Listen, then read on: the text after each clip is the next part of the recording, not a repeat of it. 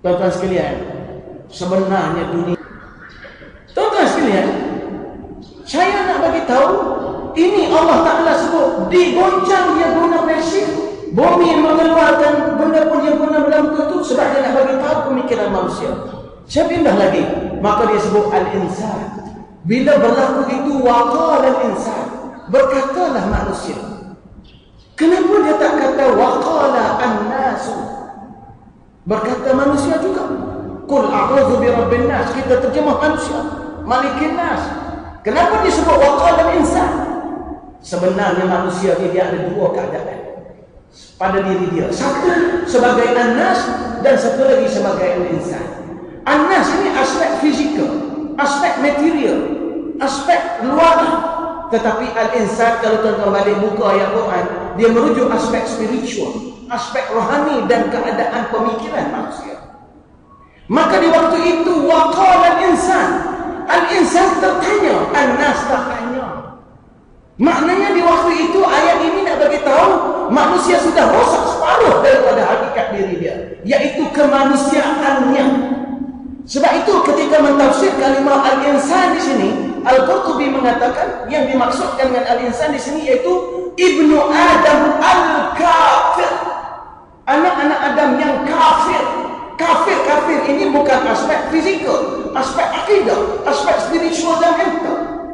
Maka di waktu itu tuan-tuan, tengok ulama mentafsir ibnu Adam al-kafir, maknanya manusia di waktu itu sebenarnya kufur. Maknanya orang yang berada dalam pemikiran sebegini sebenarnya kufur. Yang disebut oleh Allah SWT, wala takfuruni, dan jangan kamu kufur kepada aku tadi. Jadi tuan-tuan sekalian, betapa banyak kehidupan kita itu dikuasai oleh kekufuran dalam tindakan. Kita membuat sesuatu kadang-kadang melebihi daripada apa yang diperlukan oleh agama. Kita membuatnya kerana keperluan kita, bukan keperluan agama. Maka tuan-tuan, sebab itu dia sebut waqala al-insan, dan berkata manusia. Kenapa yang rosak di situ ialah spiritual, yaitu mental ataupun akidah dan falsafah pemikiran. Dari sudut an-nas sebagai batang tubuh, mereka hebat.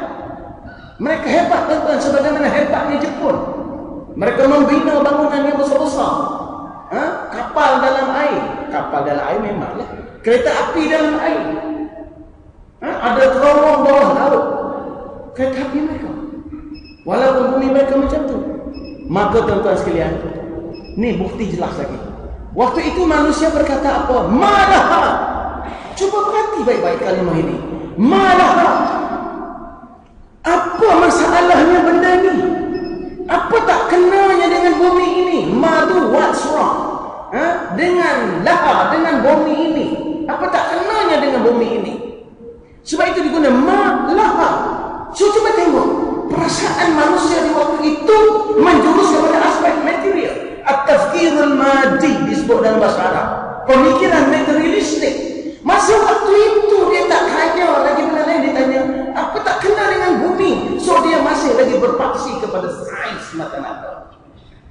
Maknanya bila alam ini rosak, orang tak terfikir itu kemahuan Allah, tapi orang merasakan itu adalah kecacatan atau keterencatan sistem alam. Itu ayat marah yang menggambarkan rosaknya pemikiran manusia pada waktu itu. Maka oleh sebab manusia sudah berperasaan begitu, berfikiran begitu, maka Tuhan bagi tahu, yauma idzin tuhadditsu akhbar. Maka pada hari itu Allah tak jawab, bumi akan bercakap. Dan bila Tuhan sebut tuhadditsu akhbaraha, dia memberitahu beritanya. Bumi, bila dia guna kalimah haddatsa yahditsu, bumi akan bercakap dan bercakap dengan suara. Waktu itu bumi akan mengeluarkan suara, memberitahu skripnya macam ni. Dia kata apa? Tuan-tuan, kalau tufa'ilu ni, tuhaditsu ni bunyi dia tufa'ilu dalam bahasa Arab. Dia bermaksud sungguh-sungguh. Bumi jawab apa? Rabbaka awhali. Dia tak jawab Allah. Bumi tak jawab Allah wahyu kepada saya. Bumi jawab Rabbaka awhali. Tuhan kamu yang wahyukan kepadaku. Padahal Allah Tuhan bumi juga. Tuhan bumi tak cakap Tuhan kita, sekurang-kurang Rabbana. Kemudian dia jawab, Rabbuna, Tuhan kami. Tapi dia cakap, Rabbuka, Tuhan kamu. Jadi apa makna ni? Maknanya di waktu itu bumi pun benci kepada manusia. Bumi pun berubah dengan perangai manusia. Tunggu masa dia nak beritahu. Kamu lupa kamu ada Tuhan. Kamu sombong dengan bumi yang kamu ada. Sebab itu bumi berkata, Rabbaka, Tuhan kamu bagi tahu macam ni. Bahasa tak reti kalau kita katakan. Bumi pun naik benci melihat manusia sombong dan ego. Ini bahasa Allah, tuan-tuan. Bumi tak bercakap dengan sumpah. Bumi tak kata bi anna Allah auha lana. Allah mewahyukan kepada kita. Dah. Tak ada bahasa sopan lagi. Bumi kata Rabbaka auha. Tuhan kamu yang mewahyukan kepada kami. Kamu lupa kamu ada Tuhan. Sampai kamu bertanya, kenapa aku jadi macam ni? Nah, sekarang ambilkan. Itulah sebenarnya bala bila zikir kepada Allah ni tidak ada. Apabila zikir dan ingat kepada Allah ini tidak diterap dalam kehidupan. Bila kita dilupus, ditimbus dengan benda-benda yang berunsur material, maka inilah jadinya. Dan inilah yang dipanggil pemikiran sekular. Ini bentuk pemikiran sekular macam inilah, tuan-tuan sekalian. Sekular yang membawa manusia kepada kufur dan tak masuk syurga, iaitu pemikiran materialistik. Baik tuan-tuan sekalian, maaflah agak geram sikit. Maka Nabi SAW menyebut, Man ata'a Allah faqad zakara Allah, wa in aqalla salatahu wa sawmahu wa sani'ahu bil khair. Makna zikir sebenarnya sama Nabi kata, siapa yang taat Allah dalam hidup dia, maka sebenarnya dia telah berzikir kepada Allah. Sekalipun dia kurang solatnya, puasanya dan perbuatan baiknya. Yang penting patuh Allah. Kalau bahasa mudah lagi, umrah banyak kali pun, kalau balik berlawan Tuhan lagi, tak payah pergilah. Begitu bahasa kasar. Tapi malah pula demo. Balik tak redha dengan Allah Ta'ala, tak suka dengan Allah. Wa man aswallah, dan siapa yang melupai Allah, menentang Allah, faqad nasiya Allah, sebenarnya dia telah lupa kepada Allah. Wa in kasara salat, wa in kasara salatahu wa samahu, sekalipun dia membanyakkan sembahyangnya dan puasanya, wa sani'ahu lil khair. Ini disebut oleh Abu Abdullah Muhammad Khuwais dalam kitab Ahkamul Quran, dipindah oleh Imam Al-Qurtubi, Imam Ibn Katsir. Dan ditanya kepada Utsman, Abu Utsman Salafiyah, dia kata, Nasrullah, kami sebut kalimah Allah, wala najidu fi qulubina halawah, tapi kami tak rasa seronok dan tak rasa manis dalam hati. Maka dia kata, ihmadullah, kamu pujilah Allah Ta'ala, ala an zayyana jariyatan min jawarikum bi ta'atihi.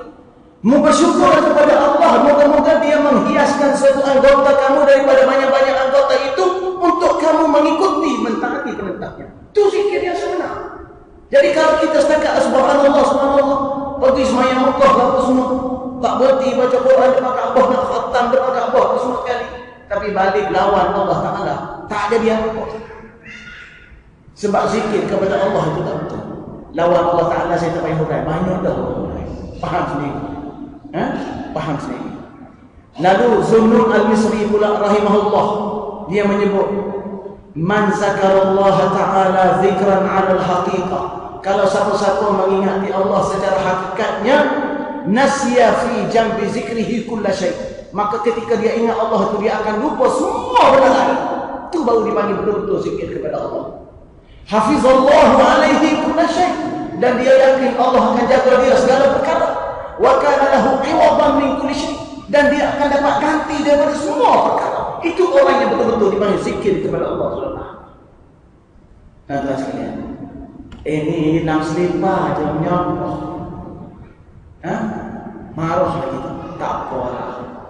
Allah juga nak bagi hina. Begitu. Tapi tuan-tuan, kata-kata macam ni berat. Kalau tak kena, kita tak boleh nak rasa. Dia akan kena kepada kita bila kita beramal dengan dia. Dia akan kena. Allah uji. Dan kata Mu'az bin Jabal, ma 'amila ibnu Adam min 'amalin tidaklah seseorang anak Adam itu beramal dengan mana-mana amalan anja lahu min adzabillah, yang lebih menyelamatkan dia daripada Allah min zikrillah, berbanding zikir kepada Allah seperti yang kita sebut tadi, yaitu zikir dalam bentuk perbuatan, tuan-tuan sekalian. Maka sekadar itu sahaja dahulu pada malam ini. InsyaAllah kita sambung kelebihan zikir yang kedua pada minggu depan dalam bab bagaimana syaitan dengki bila manusia berzikir. Kita akan cerita bagaimana syaitan itu menjadi kufur kerana menolak zikir kepada Allah SWT. Saya mohon maaf jika ada kekasaran bahasa dan sebagainya, dan saya sudahi dengan wabillahi taufiq. Assalamualaikum warahmatullahi wabarakatuh. Bismillahirrahmanirrahim. Alhamdulillahirabbil alamin. Wassalatu wassalamu ala rasulina al-karim wa ala alihi wa sahbihi ajma'in. Subhanaka la 'ilma lana illa ma 'allamtana innaka antal 'alimul hakim. La hawla wa la quwwata illa billahi al-'aliyyil 'azim. Allahumma anfa'na bima 'allamtana wa zakkirna minhu ma nasina wa 'allimna minhu ma jahilna. اللهم تمنا تقصيرنا في أداء واجباتنا وقضاء أعمالنا. اللهم آت نفوسنا تقواها وزكها أنت خير من زكاها أنت وليها ومولاها. ربنا آتنا في الدنيا حسنة وفي الآخرة حسنة وقنا عذاب النار. وصلى الله على سيدنا محمد وعلى آله وصحبه أجمعين والحمد لله رب العالمين. تقبل الله.